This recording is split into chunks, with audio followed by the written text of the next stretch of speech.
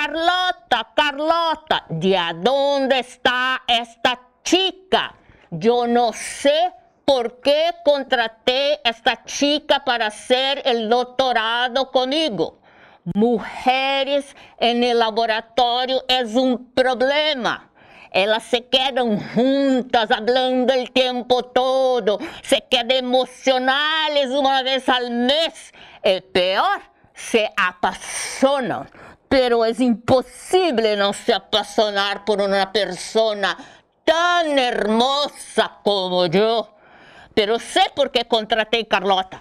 Ella sabe arreglar el laboratorio, limpia todo. Penso que ha jugado algum desses jogos de chicas para arreglar o laboratório. Carlota, venga, venga. Bom dia, professor. Como é que o senhor está? Bien. Conta a la gente o que estamos fazendo acá. Então, nossa ideia hoje é contar e discutir um problema que é um problema muito comum na academia, mas também não só na academia, que é a falta de representatividade feminina em carreiras de ciências exatas e tecnologia. Todo errado, todo errado. Como eu disse, não há uma visão espacial. Mulheres não têm visão espacial. O que estamos fazendo acá é explicando porque há poucas mulheres na academia. Professor, o senhor sabe como é que chama quando um homem explica exatamente o que uma mulher acabou de dizer para parecer inteligente? Chama-se mansplaining. Não. Mansplaining é outra coisa. Mansplaining é quando a gente ensina... Pera. O senhor vai fazer mansplaining? Sabe o que é mansplaining? No way! Histérica. Como disse, el ponto en el mes que se queda histérica. Brim. Oh, de la Academia de Ciencia. Aló. ¿Quieren que yo, un cientista importante, indique a alguien para un premio? Alguien joven de mi laboratorio para un premio. Sí, una persona con creatividad, esforzada, que trabaja mucho. Tengo la persona perfeita. Mateus. Mas, professor, eu sou a pessoa que escreve todos os projetos desse laboratório, que ganha todo o financiamento, que escreve todos os artigos. Como é que o senhor vai indicar o Mateus? Pero tu vas te casar, tener hijos e não vas trabalhar mais nada. Mas, pronto. Professor, o Mateus é casado e tem 2 filhos. Pero es la mujer de Mateus que cuida de los hijos.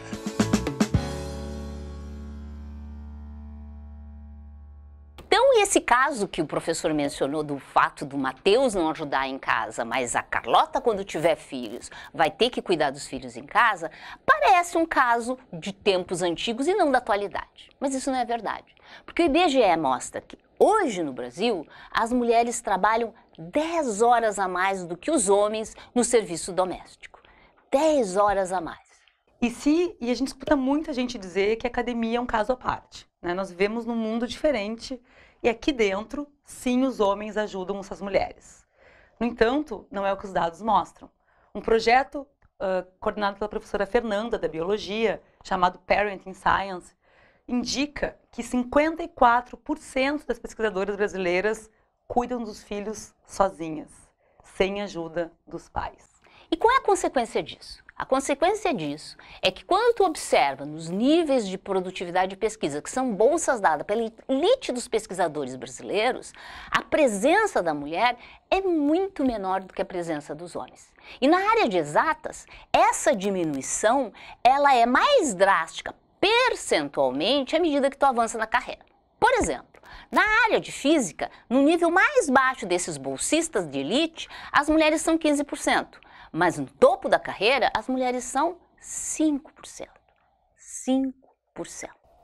Isso é o que a gente chama de efeito tesoura, né? Que é esse efeito que vai varrendo a mulher para fora da carreira à medida que a carreira avança. Só que isso não acontece só na física. Isso acontece em todas as carreiras no mundo inteiro. Então, recentemente, eu vi um dado que mesmo no mundo do judiciário, o percentual de juízas é bem maior que o de desembargadoras, por exemplo. Então, isso ocorre de maneira bastante comum em todas as carreiras. Mas por que será que acontece o efeito tesoura? Qual que será que é a grande razão para isso aí? Uma das razões apontadas com um estudo realizado em que perguntou-se para as mulheres, mas o que fez você perder a ambição? Mostrava que as mulheres jovens, assim que entravam nas carreiras, elas tinham a mesma ambição do que os homens. No entanto, anos depois, elas tinham menos ambição. E o que fazia elas terem menos ambição? Será que são os filhos? O marido? Então, curiosamente, né, existe esse mito, né, de que isso é coisa que a gente ouve bastante também. As mulheres não sobem de nível porque elas não desejam.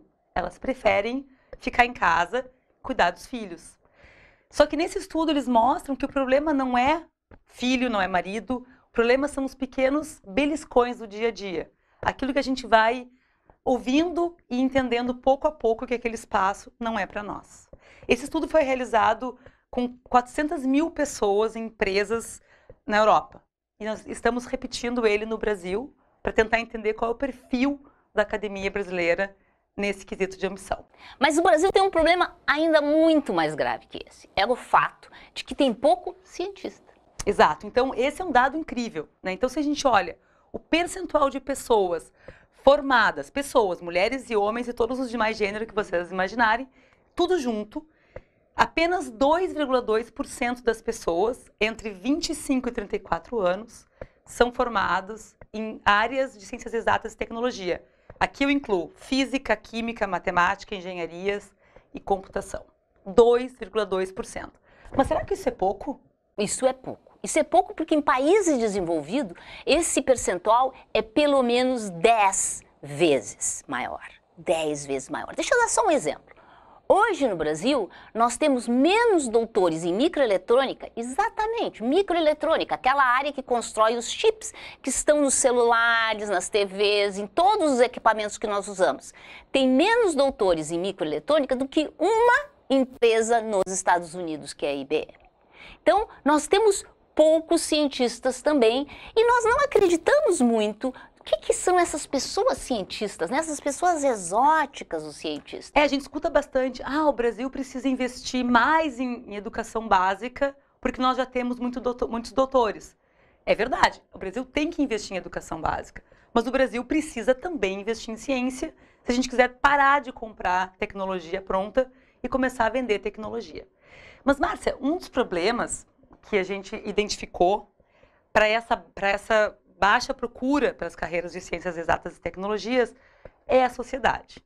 Isso, independentemente da pessoa ser mulher ou homem. E para explicar um pouquinho, demonstrar um pouquinho como é essa relação da sociedade com o cientista, a gente preparou um sketch.